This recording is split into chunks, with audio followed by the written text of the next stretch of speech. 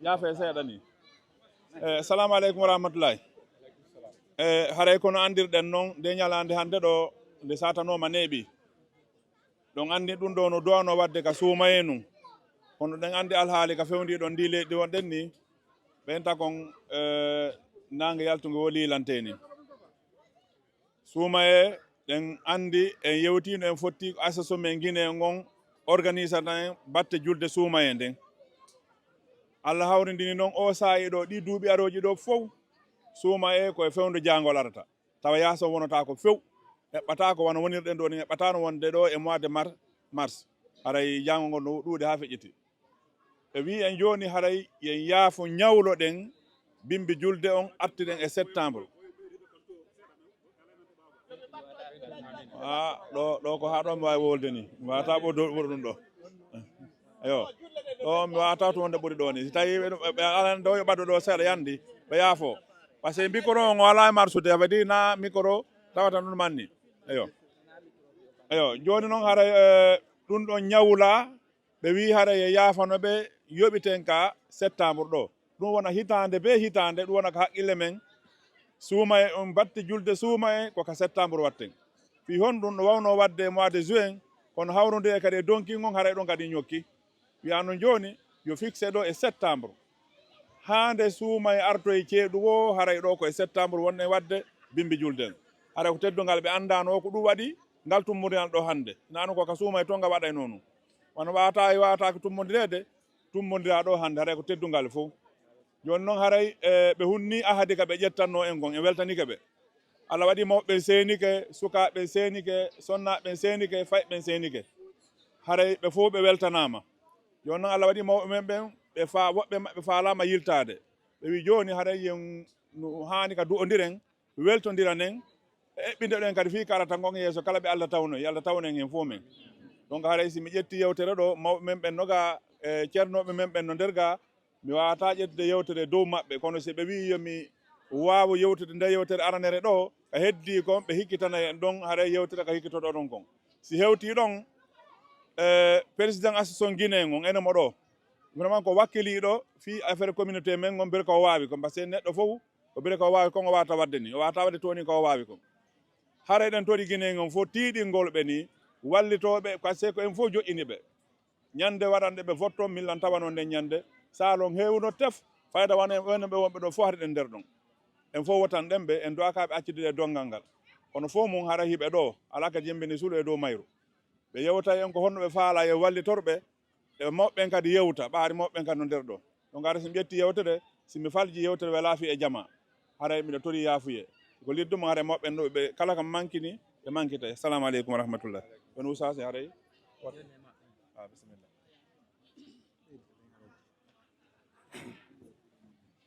assalamu aleykum wa rahmatullah haray ko adi kon taw e weltanɗo association e membre ɓe fof saabu ɗen andi moɓugol jama on welaafi moɓidiri ko gollirte ko welaafi kono noon moɓugol jama on golla ha hoota welaafi kadi haray o weltanama on jarnama hiɗen aɗa e fixugol ñalanden juutuno en ƴettuno tanji buy kono onon kadi wakkili ɗon yewtuɗen ha famodirɗen ɗum ɗon kadi haray mi yejjitata ɗum noon hiɗo weltana si feƴƴi ɗon haray hiɗen ɗo e association ji buy yen andu en fof ko hunde wotere won en gollande ko fi communauté men on woni ko AGCF woni ko duɗal ngal woni ko haldi fotti woni ko régional yiɗin fof en fof ko hunde wotere won en gollande koye wallidir kayani o so yii ɗo en fof hiɗen ɗo siko heɗitiɓen kadi ɗumani ko e goote ɗen ko ɗum yiyeten ɗo siɓe ko hunde wotere nde wonɗe waɗande haɗay koye ɓeydu wakkilade anden kadi ɗo en ala perdude en goñoto tu woni pay ko arata ɗo kon ɓe yiya hiɗen moɓodir ni ɓe anda hiɗen feppi koye hunde wotere ɗum ɗo hollay wondema leydi men nin kadi koye yimɓe wote no wurduɗen ɗo ni ɗo si tawi woni innama ɗo joni waɗane guinéɓe ɓen goɗɗum ɓe landoto ɗo e leñol ɓe landatako enen ɗo fof ɓe waɗanayi en holli koye hunde wotere ene wonɓe wurde ɗo ɓen ndi leydi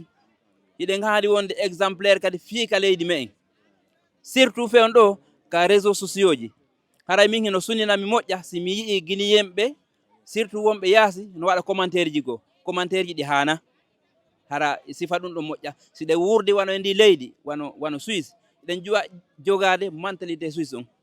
Suisse ɗo eɓe jogii langue ji 4 national langue ji 4 ɓe fof yiɓe hejji enen kadi wawi wadde ɗum kamen hejjen mo ɓe hetta geɓu mum wuuriden nokku gootu ko Allah kafi en haray wota en heɓu hakkil ki tawata feƴƴinoɓe ɓuri duuɓi wuluure ɓe joganoki wigol kaarijo wona ɗo jeeya oɗo ko ɗo min simi ɗo jogii ɗo capacité wongol lanɗo mi laamado onon ɗo fop il suffit ya jogo kaydi maɓɓe ni sa jogii capacité laamagol a laamato c'est ko hakkil kin ɓe gollirta wona neɗɗon wona leñol ngol wona inde nden jogoɗen on mentalité ɗon sen yerɓe gollideten ɓen gollide ɗum ɗon ka réseau ji sen commentayi golliden ɗum nafay o tawon tigi ino battinta sa battini e neɗɗo gooto on ɗon battini e neɗɗo gooto battina e heɗitiɓɓen hara ƴetten exemple ji moƴƴi ko won e wurde ga kon no woodi piiji bonɗi ɗin ɗon woɗɗito ɗen aɗa ko ɗum ɗo mi jogii ɗo kon ɓeyta e mawɓe ɓen ɓeytanen assalamu aleykum wa rahmatullah assalamu aleykum wa rahmatullah jama julɓe on fof on salminama goto kala ka ɓagori ha hewti ɗo min ala hay hunde komi ɓeyditata ɗo sina salmingol on weltano on weltanoɓe kadi moɓidirɓe en ɗo ɗum ɗo holli en ɓeɗo ɓe waway en moɓidirde wawen jogodirde haray ɗen torodiri en fof kala ka wonirɗen yen waw sembinde ɓe ɓay ko enen wotani ɓe kadi townani ɓe kollum en yoɓe wonu yeeso men ɓe hollude en exemple ji buy ko tawata en waway wonde takko maɓɓe so yiɓe noddi en notike koye maɓɓe yiwɗen haray ɗen tori Allah yo Allah tabintinɓe e mum enen kadi wonen nunɗuɓe tawa en hikkinta goɗɗo yeeso sortenmo koyɗe ɓaawo haray ko ɗum ɗon tummi mari komi ɓeydanta en ɗo yen ɓurtu jogodirde en fop wonen hunde wotere karama ko en maakiɗo ha ɓe gayni sous région ji ɗin ɗo fof no mari mojobe kono yen andu ko huɓiti mojobe ɗen ɗon fof ko ɓeɗo couvri en fop kala kadi ko yowitiɗo e ko yowiti e administrative ɗen halfini ɓe kamɓe yoɓe kipan en ɓe waway en kipande ɗum ɗon koɓe capable eɗen renti noon ɗo AGGF ɓooyi ko tawɗen ɓe ɗo ɓe no waɗi existe neeɓi Suisse ɗo kañum e France ka kawtal na wonde ko ɗo fuɗɗi ɓe neeɓi ɗo donc haray ɓeɗo ko ɓeɗo fewndi fewndo ɗo woɓɓe kadi feƴƴino ɓaawo e mawɓe no jooɗi takko an ɗo ka junngo an ñaamo ɗo mi hewtinayɓe konngol ngol ko won tummi woni e yewtude ɗo ko goɗɗo jonnama konngol ko karamakoɓe an inni yomi yewtu mi yaltina ɗo min kadi komi welti komi yi o jama ɗo par ce que mi yiɗo kadi geece buygo woɓɓe goɓe mi wowa yi'ude e ngal tumbodiral ɗo lan woyɓe idi nokkuel goo kono naaɗo haray ko ɗum ɗo noon enen woni fandunde men nden koyo taw toujours en ɓeydoto e communauté men on harana wowɓe ɓen tun tumbodirta ñande fof ñande minen haray no sunini men min tawi toujours ko wowaɓe ɓe yidede ɓen tun wona yidede haray no sunini men fi hon ɗum ɓeya kan arade par ce que sa ñaami a haari a waalike kawtal ma no weela haray a haarani awa ko ɗum ɗo woni objectif on koyo en fof si en heeɓi moƴƴere on goto yo taw en kafu si ko asku mum kadi ko en kafu ko Allah kafi en suɓaki wonde guine en ko Allah suuɓi waɗi en guine en yo Allah hawtu en yo Allah fottindin en tande seytane hakkudeji meɗen haray kotira mawniraɓe men no ɗo haray mi duwano ka ƴettude ɗo konngol kono ɓayri ko karamakoɓe kadi jonnilam ɓenni mi yewta berkomi ɗo wawi yewtude ɗo kon feƴƴinen konngol ngol e koto drame onon ɗo fof ɗon andi ɓe ko ɗo tawɗen ɓe hollali en mawnintinare minen komin ari ɗo ɓe kellanno men ɓe weltani men ɓe wakkili men kadi awa kadi ka nodduɗen woɓe arayɓe takko men ɓe waɗali mawnintinare ɓe holli en kamɓe koɓe mawɓe koyen tawaɓe ɓe arayɓe tawa en ara en jonnitayɓe konngol ngol ɓe woda koɓe ɓeyditani en ɗo assalamu aleykum wa rahmatullahi wa barakatuh on jarama Buyi ɗon andi sa woni mawɗo musidal a wawa sunture si awama fuɗa si fuɗi laya nafa si no goɗɗum no tuuni nokkugo ɗum ɗon kadi ƴette hawke ka sunture toujours mawɗo ko ɗum feendo arɗon tawdollan ɗo min kadi mi tawno woɓɓe ɓay mi tawiɓe ɗo mi dayi ko iwduɗen kon ka men teddungal duwa e barki jogondirgol nenegotoyagal ko ɗum mi tawi ɗo. Min kadi ɓawi on tawilan ko ɗum ɗon mi holli on. Hande si o moɓodiri ɗo ko AGGF on moɓi en. AGGF ko ɓiɗɗo association wonnoɗi ɗin ɗo. Ko ɗum ɗon kadi toujours wano ko ɓe holliri non ko votanaɓe o ko ɓen ɗon ɗe wonata yeeso, ko ɓen ɗon ɗen iwtirten, ko ɓen ɗon ɗen weltantoɗen,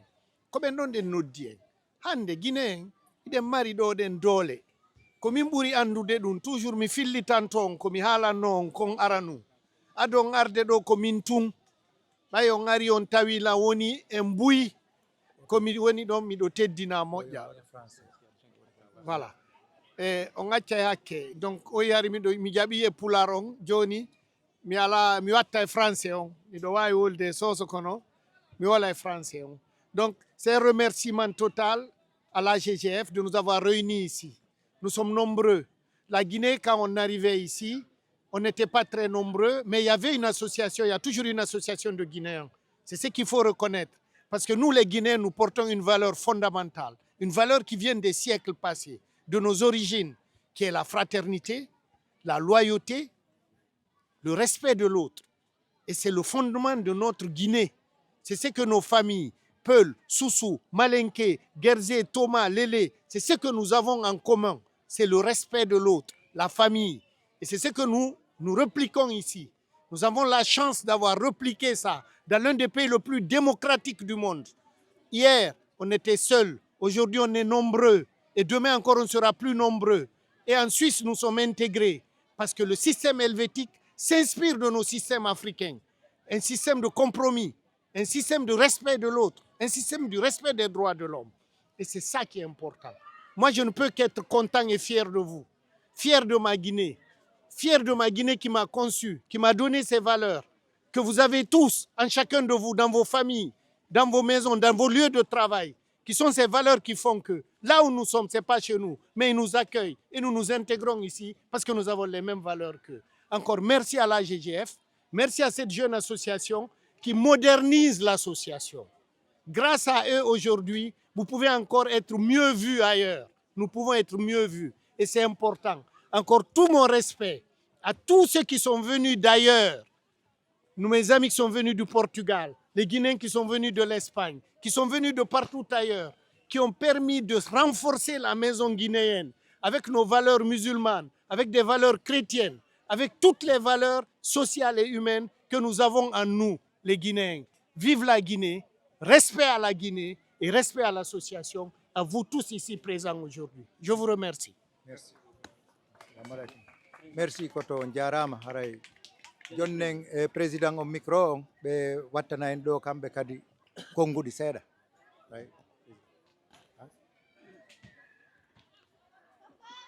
Assalamu alaikum wa rahmatullahi ta'ala wa barakatuh. Ko français que mal. Ok. Oui. Non, t'inquiète. C'est gérable. Alors, non, mais assalamu alaikum, ça n'a pas d'appartenance. C'est universel pour nous musulmans qui sommes réunis là aujourd'hui. Donc je tenais, en toute modestie, au nom de l'équipe d'AGGF, remercier nos sages qui ont pu faire ce déplacement. Nous avons parmi nous la ville de Genève, nous avons une délégation de l'ambassade, nous avons la délégation d'Annemasse, nous avons nos sages de Genève qui ont pu faire ce déplacement. Nous tenons humblement, en toute modestie, à vous remercier encore une fois. Immense merci à vous, que Dieu vous récompense et qu'il bénisse l'ensemble des progénitures qui vont vous succéder. Alors, je vais juste prendre 2 minutes pour essayer d'apporter quelques éclaircissements. Un changement veut simplement dire bousculer des habitudes. La GGF, c'est une jeune association qui a été refondée sur quelque chose qui était déjà existant. Aujourd'hui, il y a des incompréhensions. D'aucuns disent que le bureau qui est là, c'est un bureau prétentieux. On est en train de bousculer ce qu'on a trouvé. Il y a ceci ou cela. Mais ce que nous allons les demander, c'est de nous faire confiance, que le changement qu'on veut impulser, C'est un changement inclusif qui va prendre en compte du plus petit au plus grand. La légende dit qu'il y a un sage qui a dit un jour que pour qu'un homme soit bien guidé, il faut qu'il soit entouré de 3 choses. Un guide, quelqu'un qui va lui ouvrir la route. Un compagnon, quelqu'un qui est à côté de lui. Et un élève qui va apprendre de lui. C'est ça qui résume une vie. Aujourd'hui, nous avons nos sages qui ont fait de leur mieux pour pouvoir nous amener jusqu'où ils nous ont passé le flambeau. Nous sommes les élèves de nos sages. Nos élèves sont nos petits frères et nos enfants qui sont derrière nous. Et chaque génération va vivre ses réalités. Chaque époque apporte des changements nouveaux. Donc on n'est pas là pour remettre en question ce que nos sages ont bâti avec force et vigueur. Nous sommes là pour essayer d'amender ça, pour encore plus bonifier, pour laisser une meilleure succession à la génération qui va nous succéder.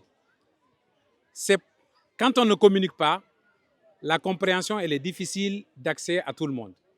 C'est pourquoi on profite de cette occasion solennelle pour vous dire, si par mégarde on manque de respect à quelqu'un ici, ce n'est pas de notre volonté. Ce n'est pas ce qu'on veut. On veut faire tout bien, mais aucun humain n'est parfait. La perfection, c'est un attribut de Dieu. Aujourd'hui, c'est nous qui sommes là. Nous avons parmi nous des informaticiens, nous avons des juristes, nous avons tous les corps de métier qui sont réunis au sein de ce bureau-là. Aujourd'hui, si j'arrive à prendre ce micro-là, c'est par le concours des efforts de tout un chacun de ce groupe-là.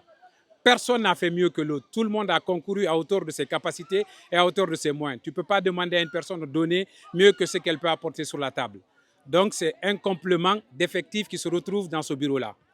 Donc, nous disons au nom du bureau, encore une fois, merci d'avoir répondu à l'appel qu'on vous a adressé. Merci d'avoir répondu par vos cotisations, le fruit de votre travail qui nous a permis d'avoir ce qu'on a sur nos tables ici. Nous vous remercions et nous vous promettons que l'engagement solennel auquel on a souscrit le premier jour de notre élection, c'est-à-dire vous servir comme vos serviteurs jusqu'à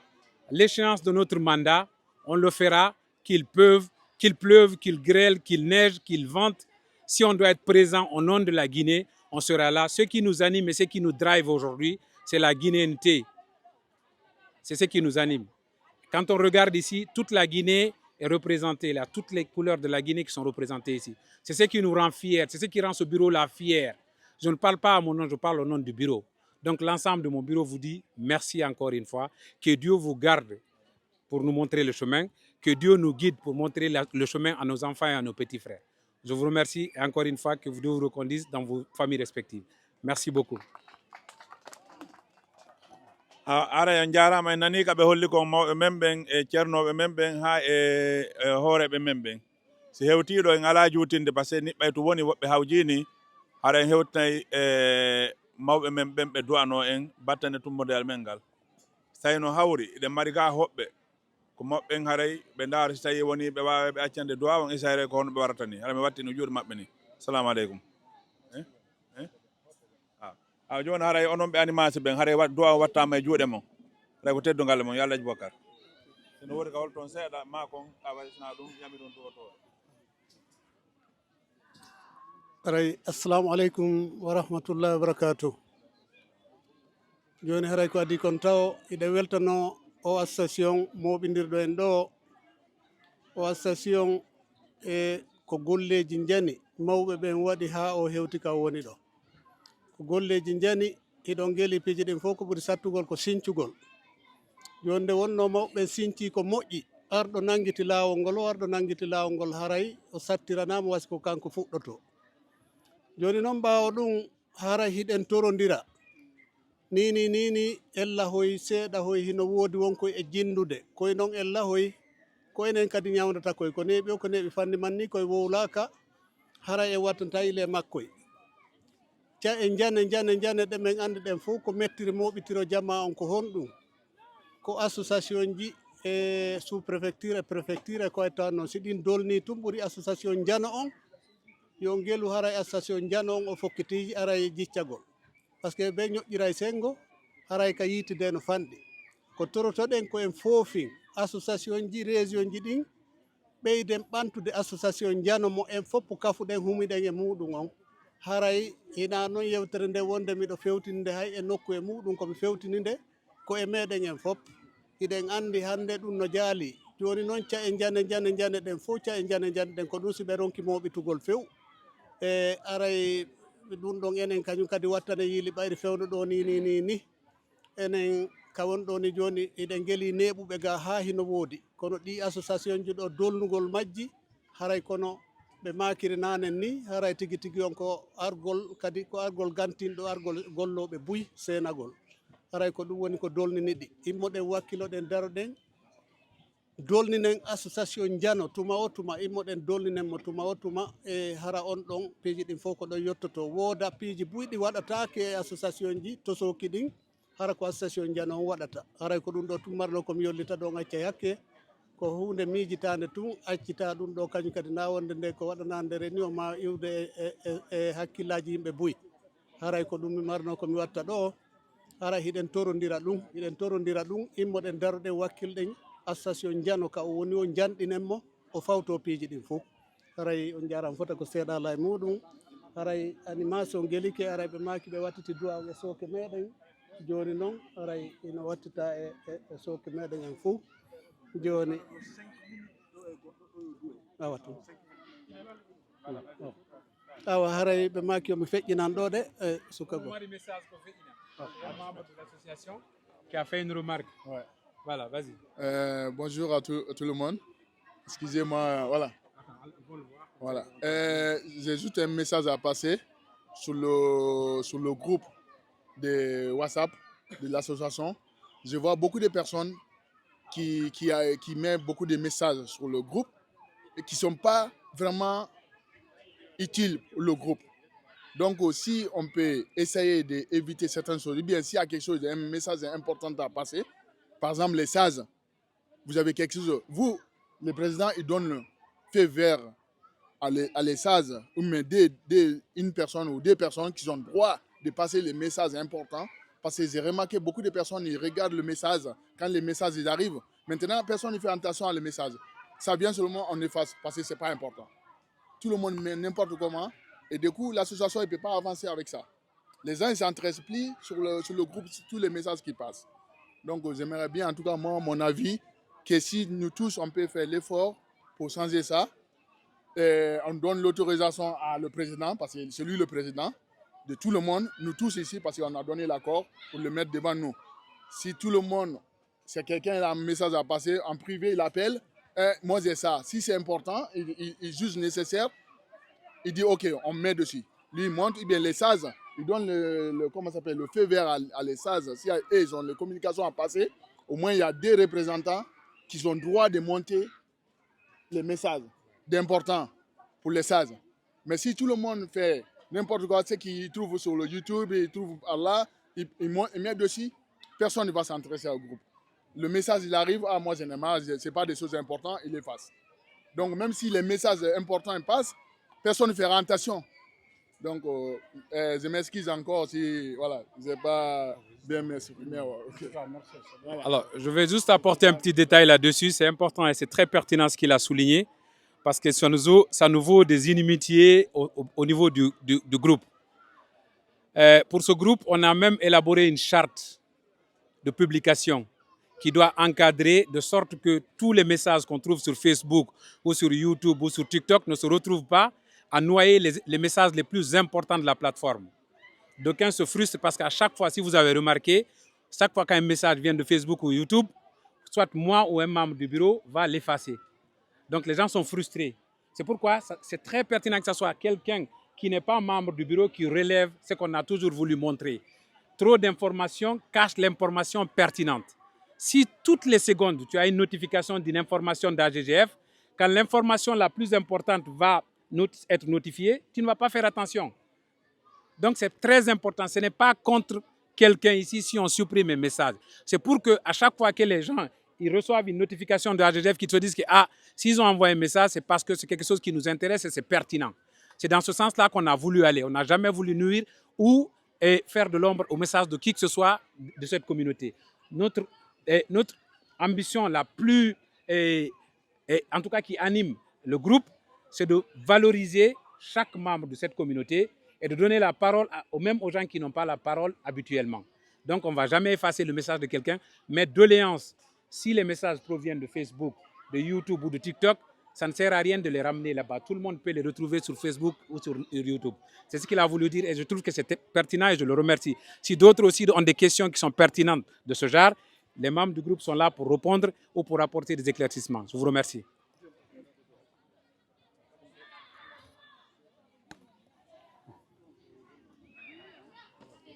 awa aray fahimme yiltotoɗo kañum kadi ɗon geli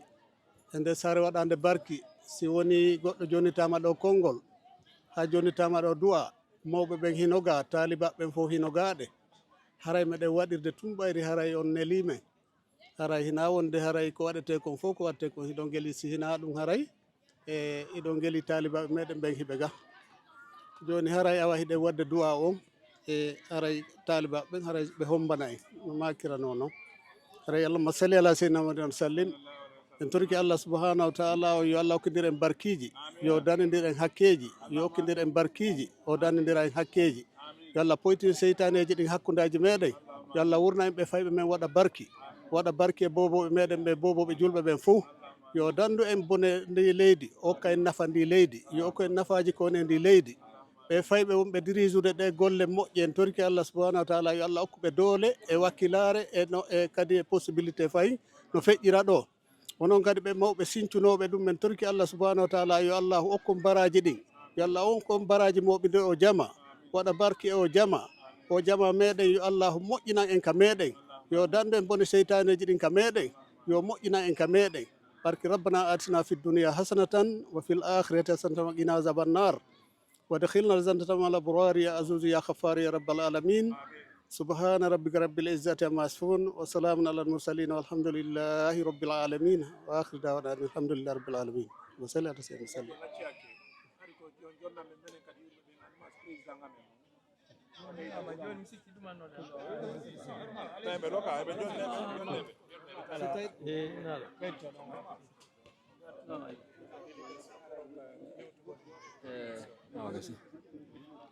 Assalamu alaikum wa rahmatullahi ta'ala wa barakatuh. Du ondirama kon ɓe insisti mimi alano ƴettugol haala ɓay mi prévoya yewtugol goɗɗum ɗo haray sina min notike ɗo notangu AGF on inde association ANEMAS wonɓe ɓen Haute-Savoie donc ANEMAS et environnement donc menen ɗon ɗumanni donc ko inde association on so yi o délégation ɗo haray ko ɓen ɗon minen kadi ko président ɗo e bureau on invite men yomin aru tawde ɗen donc haray min weltori noddandu ɗum minen kadi min weltori komin yi organisation ɗo e portal ko jama on fof faala kon haray min weltanike jama on fof haray ala komi ɓeydita ɗo ɓawti ko moko baɓe men ɓen ɗo yewti kon e lamɓe ɓen yewti ɗo haray sina ɓeyden jogodirgol ngol ko ɗum ɗon wawata en naɓirde yeeso haray mi darike ɗo minni assalamu aleykum wa rahmatullahi taala wa barakatu kon ɓeytata ɗo hunde wotere ko yowiti e haalaji men ɗi hiɗen jogii bindi hiɗen jogii kalfe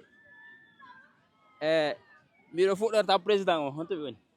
ɓe windani e defte e français ɓe windani e defte e pular fiye janngu faame moƴƴa ko ɓe windi kon ɓe windani en defte e français alhamdulillah hiɓe wakkili hiɓe waawi joni noon eɗen tori defte ɗe pular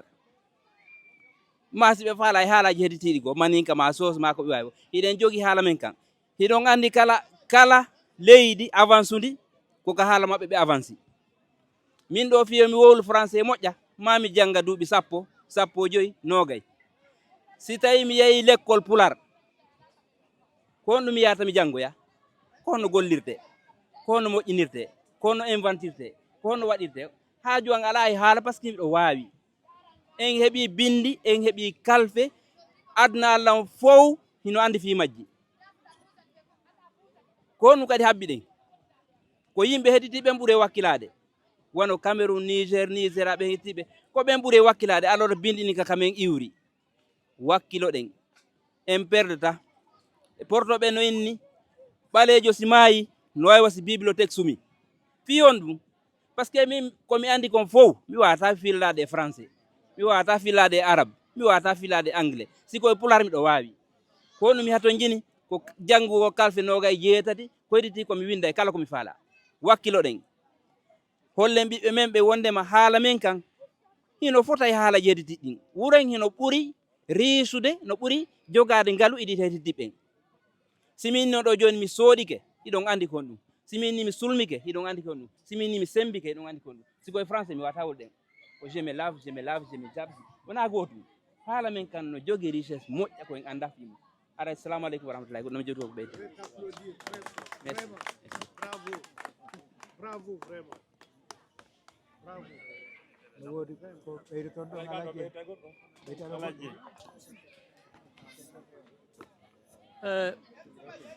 assalamu aleykum wa rahmatullah allahuma salli ala sayyidina muhammad wa sallim weltanike jamaji ɗin weltanike yeesoɓe men ɓe hikkinɗe yeeso ɗo fewno ɗo ɓe ko honɗum waɗi ɓe surre yo allahu taala suruɓe ko fewndo docteur mamadou wour seni ɗo ko alhamdulillahi rabbil alamina ko taw tabaraka wa taala ɓayi allah yeɗɗi e moƴƴere tawi hiɓe jogani en koɓe woni e nodditude ɗum ɗo wawi surde yo allah ɓeydu jaam waɗi kadi waɗi no wadde kadi haray ko torodirɗen jeejuɗen ha hewtiɓe ɓe hikki yoɓe andu ko enen haaldi fotti yoɓe wonan e yeeso masa allahu haray hiɗen beccodir ko hatta wonte yeeso ko ɓay en inni yoɓe wonan e yeeso on tini gila weeti ɗo meɗen ɗo enen mawɓe ɓen hiɗen ɗo sewɓe ɓenno ɗo suddiɓe ɓenno ɗo ko alhamdulillah rabbil alamina yo allah ɓeydu jaam e yile sutura waɗi nde tawno julɓe siɓɓe ɓe noddituɗen ɓon fof hewti ɓe taw hiɗen ɗo e hino mawɓe meɗen ɓen ɗo hiɓe mari ko ɓe seeno hande ko asewe samedi ɓe marno ko ɓe seeno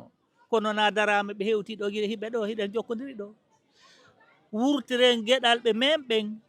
no kamɓe ɓe wurtiri en ni eyno geɗal maɓɓe on ɗo ko kamɓe seenodi aw haray ko torodirɗen jeejidirɗen min yomi wurtu ɓiɓɓe amme mi wurta ɓiɓɓe ɓeeɗe ɓen si tawi o yii mi yii ɓiɓɓe ɓeeɗo ɓen ala e tumbitade ta en rewnu e hoore maɓɓe tun ko ɓiɓɓe men en fof alhamdulillah rabbil alamina siko no arda hotirano deƴƴitiniɗe en tini darame addi baabe mum ha hewti yo allah ɓeydu barke kin ko ɗum ɗo woni barke kin ko ɗum ɗo woni nafa kan yiiɗo no yirunoɗen no ɓe yaltita ha ɓe hewti ɗo ni addi e waaju moƴƴa haray ko noon toridirɗen jeejuɗen juriyaji men ɗin enen kadi wakkiloroɗen siko ko ñaame tun e ko waale tun ɓeeɗo no marno hanno ɓiɗɗo maɓɓe on dowtatano ɓeɗo kono ko needi ndi haray min weltanike on yo allah waɗ nafa e barke e arsike yo allah hokku en ilman naafi an no alhaji maadi makiri ɗo kadi ñande wo saa'i kala e bimbi kikiɗe wurtane en no sukaɓe men e enen mawɓe ɓen e enen ɓe no janguiri en ɗum ɗo obligatoire en arino ɗo wano menen hay suware men naati haali naftira école kono ɓay tun arsike onno ɗo min arno obligatoire wowluɗen e yewtuɗen ha famodirɗen ɓay no allah waɗi ɗum ɗo no liibi fewdo ɗo no haray koye wakkilano e siɓɓe meɗen ɓen e ɓiɓɓe meɗen ɓen yo allah yo moƴƴere yo allah hokku ilma nafi an yo allah dandu ilma haali kan waddi ya nafi am wa baɗini ilma haali kan ma ibune wa kani jamil muslim wal muslimat allahumma in kana rizquna fi sama fa injil ila larli wa in kana fi larli fa akhrij li wa in kana ba'idan fa agrub li wa in kana qalilan fa kusirhu li wa in kana kasiran fa barik fi innaka la raufur rahim umar subhana rabbika rabbil izzati amma yasifun wa salamun ala mursalin walhamdulillahi rabbil alamin assalamu alaikum wa rahmatullahi